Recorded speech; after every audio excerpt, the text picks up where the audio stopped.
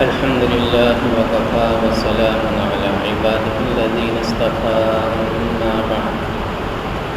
أما بعد فأعوذ بالله من الشيطان الرجيم بسم الله الرحمن الرحيم يا أيها النبي إذا طلقتم النساء فطلقوهن لعدتهن وأحصوا العدة واتقوا الله ربكم لا تخرجوهن من بيوتهن ولا يخرجن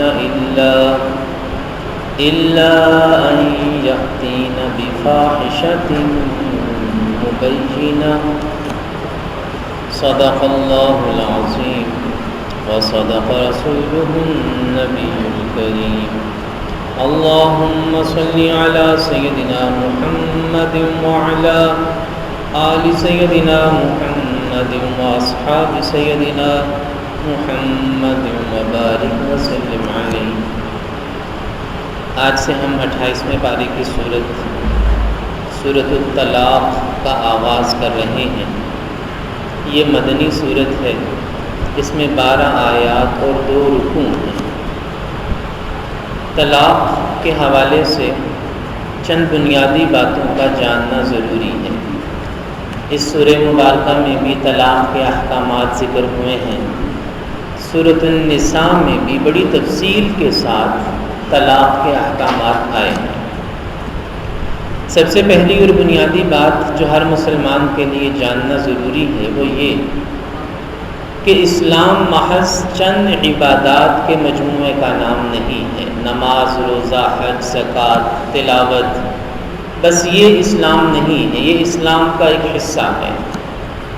ہماری خوش قسمتی ہے کہ ہمیں وہ دین ملا ہے جو زندگی کے ہر شعبے کا احاطہ کرتا ہے، یعنی ہماری انفرادی زندگی ہو یا ہماری اجتماعی زندگی ہو، تجارت ہو یا سیاست ہو، خاندانی نظام ہو یا عبادات اور عقائد ہوں، اسلام ہماری زندگی کے ہر شعبے کا احاطہ کرتا ہے۔ اور خود قرآن مجید کے اندر تجارت کے احکامات، تجارت کا طریقہ کار بیان ہوا، خرید و فروخت کے ضابطے بیان ہوئے، حتیٰ کہ کرائے پر لین دین کرنا یا کسی چیز کو رہن گروی کے طور پہ رکھوانا، یہ احکامات بھی قرآن میں بیان ہوئے۔ آپ دیکھیے کہ عدالتی قوانین، حدود اللہ، قتل کی سزا کیا ہے، زنا کی سزا کیا ہے، دیگر مقدمات میں قاضی کو کیا فیصلہ کرنا ہے، کیسے فیصلہ کرنا ہے، حدود و قیود کیا ہیں، عدالتی نظام قرآن و سنت میں بیان ہوا۔ حکومت کا نظام، ایک حکومت کو کیسے چلنا ہے، حکومتی افراد کیسے ہوں، سرکاری لوگ کس نیت سے، کس جذبے سے کام کریں، قرآن مجید میں بیان ہوا۔ بالکل اسی طرح نکاح و طلاق، خاندانوں کا بننا یا خاندانوں کا ٹوٹنا، خاندانی نظام، ازدواجی زندگی، جسے آج کل کی زبان میں عائلی زندگی کہا جاتا ہے، عائلی زندگی، اس کا بھی طریقہ کار، اس کا نظام، اس کے اصول، ضابطے اور احکامات قرآن مجید میں بیان ہیں۔ نکاح کا طریقہ، نکاح کے اصول اور ضابطے، اور پھر اگر خدا نخواستہ طلاق ہوتی ہے تو طلاق کا طریقہ، طلاق کا اصول، طلاق کے ضابطے، یہ بھی قرآن مجید کے اندر تفصیل سے بیان ہوئے ہیں۔ ایک بنیادی بات تو سمجھنے کی یہ ہے کہ اسلام ہماری زندگی کو ہر پہلو سے احاطہ کیے ہوئے ہیں، گھیرے ہوئے ہیں۔ ایسا نہیں ہے کہ کچھ چیزوں میں تو ہمیں دین و مذہب تعلیم دے، ہماری رہنمائی کرے، باقی چیزوں میں ہمیں چھٹی دے دے، ایسا نہیں ہے۔ زندگی کا ایک ایک شعبہ، ایک ایک زندگی کا موڑ، زندگی کا ایک ایک لمحہ، اس میں ہمارے لیے رہنمائی موجود ہے، اور یہ ہماری خوش قسمتی ہے، یہ کوئی معمولی بات نہیں ہے۔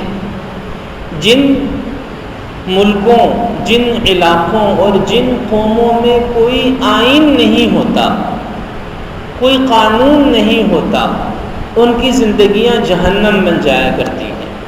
آپ حضرات کے لیے یہ بات بڑی توجہ کی باعث ہوگی کہ جو ملک، جو قومیں، جو معاشرے جتنی جلدی اپنے لیے آئین بنا لیتے ہیں، قانون متعین کر لیتے ہیں، وہ اتنی ہی جلدی ترقی کے راستے پر گامزن ہو جاتے ہیں۔ آج کے زمانے میں جو ترقی یافتہ قومیں ہیں اور ترقی پذیر قومیں ہیں اور پسماندہ قومیں ہیں، ان تینوں کے اندر بنیادی فرق یہ ہے کہ آج جو ترقی یافتہ قومیں ہیں ان کے آئین آج سے 200، 300، 400 سال پرانے آئین ہیں، زندگی کا ایک طریقہ انہوں نے طے کر لیا۔ جو ترقی یافتہ لوگ ہیں، جیسے ہمارا ملک پاکستان، ترقی پذیر ممالک، ترقی کی طرف گامزن، ان ممالک کے آئین اور قانون بہت زیادہ پرانے نہیں ہیں۔ آئین پہ عمل داری ہوتے ہوتے وقت لگتا ہے۔ ابھی تو ہم اپنے آئین پہ عمل داری کی طرف گامزن ہیں۔ جب پوری طرح آئین پہ عمل شروع ہوتا ہے پھر ترقی کا دروازہ کھلتا ہے۔ اور جو پسماندہ خطے ہیں دنیا کے، وہاں سب سے بڑا المیہ یہ ہے کہ کوئی آئین ہی سرے سے موجود نہیں ہے۔ خانہ جنگی ہے، بربادی ہے، ظلم و ستم ہے، درد ہے، تکلیف ہے، بھوک ہے، افلاس ہے۔ کیوں؟ کیونکہ آئین نہیں ہے، آئین پہ عمل داری نہیں ہے۔ تو یہ آئین اتنی اہم چیز ہے کہ آپ اس سے اندازہ لگائیں کہ ترقی یافتہ، ترقی پذیر اور پسماندہ قوموں میں جو بنیادی فرق ہے وہ آئین اور قانون کا فرق ہے، جس کی آئین پہ عمل داری جتنی مضبوط ہے اور جتنی قدیم ہے اور جتنی مستحکم ہے، اس کی ترقی اتنی ہی زیادہ ہے، اور جو آئین سے، قانون سے، ضابطۂ زندگی سے دور ہے وہ اتنا ہی پیچھے ہے۔ تو ہماری یہ خوش نصیبی ہے کہ اللہ جل جلالہ نے ہمیں ایک آئین عطا فرمایا، ہمیں قانون دیا، زندگی گزارنے کا ایک ضابطہ دیا، اور بدقسمتی ہماری یہ ہے کہ ہم اس پر عمل نہیں کر سکے، ہم اسے اپنا منشور اور دستور نہیں بنا سکے۔ وگرنہ آئین موجود ہے، قانون موجود ہے، ضابطۂ زندگی موجود ہے، جو قوموں اور معاشروں کی سب سے پہلی اور بنیادی ضرورت ہے۔ یعنی ضابطۂ زندگی ایسے گزاری جائے گی کہ کسی بھی ملک، کسی قوم، کسی معاشرے کی سب سے بنیادی ضرورت ہے۔ تو یہ ہماری خوش نصیبی ہے کہ ہمیں اللہ نے ایسا دین عطا فرمایا ہے جو ایک مکمل اور جامع اور عالمگیر اور ہمہ جہت دین ہے، زندگی کے ہر شعبے میں ہمیں رہنمائی فراہم کرتا ہے۔ اب آتے ہیں اصل موضوع کی طرف۔ میرے محترم بھائیو اور دوستو، اسلام کے اندر جیسے نکاح کا معاملہ بڑا قابل غور ہوتا ہے، بڑا قابل توجہ ہوتا ہے، شادی کب کرنی ہے، کس سے کرنی ہے، پہلے رشتہ طے ہوتا ہے، رشتہ طے کرنے کے کتنے سارے مراحل ہوتے ہیں، مشورے ہوتے ہیں، پھر نکاح کی تقریب ہوتی ہے، اس کا اہتمام ہوتا ہے، ایک خاندان وجود میں آتا ہے۔ اس حوالے سے بہت سے لوگ، ان کی توجہ، ان کے مشورے، ان کی آراء، ان کی محنت، ان کا تجربہ، یہ ساری چیزیں بروئے کار لائی جاتی ہیں۔ بالکل اسی طرح طلاق کا معاملہ بھی کوئی بچوں کا کھیل نہیں ہے۔ جیسے نکاح کا معاملہ کوئی بچوں کا کھیل نہیں ہے، اسی طرح اسلام میں طلاق کا معاملہ بھی کوئی بچوں کا کھیل نہیں ہے، جو کہ بدقسمتی سے آج بنا لیا گیا کہ ذرا سی کوئی میاں بیوی کے اندر چپقلش ہو گئی، لڑائی ہو گئی، غصہ آ گیا، بیوی نے کہا تو پھر مجھے چھوڑ دو، اور اس نے چھوڑ دیا۔ اب یہ کوئی کھیل ہے بچوں کا کہ بس ذرا سا غصہ آیا، ذرا سی بات بڑھ گئی اور بس علیحدگی ہو گئی، طلاق دے دی، اور آدھے گھنٹے کے بعد، 1 گھنٹے کے بعد، 1 دن کے بعد اب افسوس اور دکھ، پریشان، چھوٹے چھوٹے بچے ہیں، کیا کریں، کہاں جائیں، کیا بنے گا، کیا ہوگا۔ تو یہی بات جو اس نے اپنا غصہ ٹھنڈا ہونے کے بعد سوچی ہے، اسے پہلے سوچنی چاہیے تھی۔ یعنی یہ بات پہلے سوچنے کی تھی۔ یہی تو بدقسمتی ہے ہمارے ہاں کہ ہم ہاتھ اٹھانے کے بعد زبان چلانے کے بعد سوچتے ہیں، حالانکہ ہاتھ اٹھانے سے پہلے سوچے اور زبان چلانے سے پہلے سوچے کہ میری اس حرکت اور میرے اس بول کا کیا نتیجہ نکلے گا۔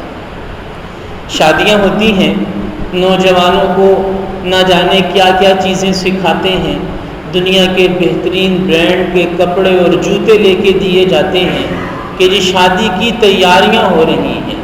حالانکہ شادی کی تیاریوں میں سب سے زیادہ ضروری یہ ہے کہ آپ اس نوجوان کو یہ سکھائیں کہ نکاح کیا ہوتا ہے، نکاح کے آداب اور مسائل اور قوانین کیا ہیں، طلاق کیا ہوتی ہے، طلاق کے مسائل اور سرکاری قوانین کیا ہیں، یہ سکھانا زیادہ ضروری ہے۔ بلکہ ہونا تو یہ چاہیے تھا کہ جب تک ایک نوجوان طلاق اور نکاح کے قوانین اور مسائل اچھے طریقے سے سیکھ نہ لے، اس کا نکاح ہی رجسٹرڈ نہ ہو، باقاعدہ اس کے پاس اس کا علم ہو، اس کے اصول ہوں، آداب ہوں، سرٹیفکیٹ ہو کہ جی وہ یہ سارے مسائل، یہ سارے قوانین سیکھ چکا ہے، یعنی وہ اب ایک گھر کا سربراہ بننے کے قابل ہو چکا ہے، لہٰذا اس کا نکاح کیا جائے اور نکاح رجسٹرڈ کیا جائے۔ اب یہاں پہ ماں باپ باقی تو ہر چیز کی تیاری کرواتے ہیں، لیکن اگر نہیں تو قوانین کا نہیں پتہ، ضابطوں کا نہیں پتہ، شرعی مسائل کا نہیں پتہ، کیا بات کرنی ہے کیا نہیں کرنی یہ نہیں معلوم، لہذا نتیجہ کیا ہے؟ نتیجہ یہ ہے کہ مدارس کے دارالافتاء ہوں یا وکیل کی کورٹ کچہری ہو، عائلی زندگی میں سب سے زیادہ جو مسائل آ رہے ہیں وہ طلاق اور خلا کے مسائل آ رہے ہیں۔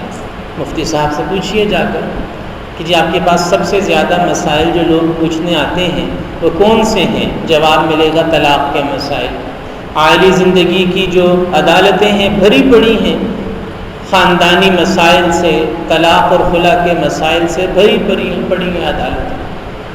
تو اس لیے اس چیز کو سمجھنے کی ضرورت ہے کہ اسلام میں طلاق کی کیا حیثیت ہے اور اس کا کیا طریقہ کار ہے۔ جہاں تک حیثیت کی بات ہے تو حدیث شریف میں آتا ہے کہ اللہ تعالیٰ نے جتنی چیزیں بھی حلال کی ہیں ان میں سب سے زیادہ مقبوض چیز اللہ کے نزدیک طلاق ہے۔